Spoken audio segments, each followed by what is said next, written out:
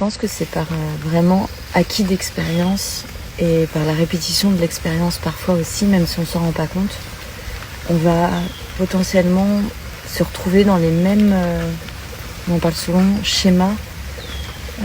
En fait, le même film qui se joue et avec lequel en fait on continue à prendre une certaine dynamique de comportement, donc ce qui veut dire une certaine vision du monde, et même si on a essayé en disant bon là je change, j'arrête de faire telle chose, donc là je rentre dans le contrôle.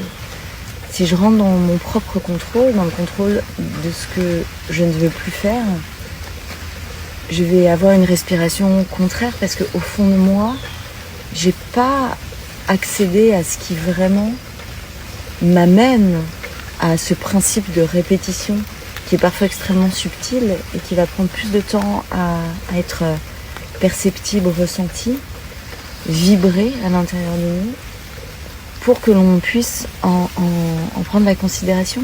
Et c'est en ça où rester au contact de ce qu'on ressent physiquement, parce que c'est vraiment cette porte-là émotionnelle qui va permettre d'essayer de saisir qu'est-ce qui se joue, qu'est-ce qui se passe. Et après on va remonter dans les perceptions. Quelle est ma perception du monde?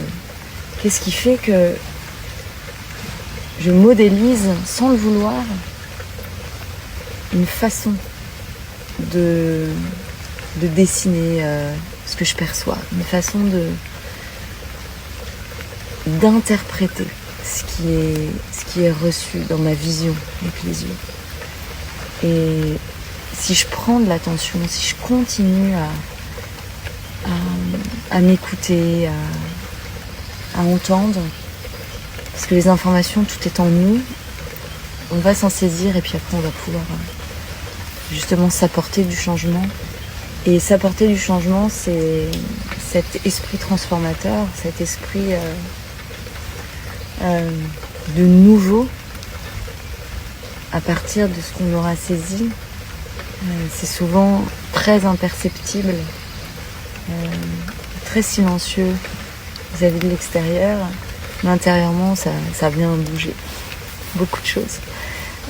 Voilà, c'était mon partage du moment. J'avais envie de vous faire profiter de cet espace de nature, de respiration, et puis de ma réflexion là.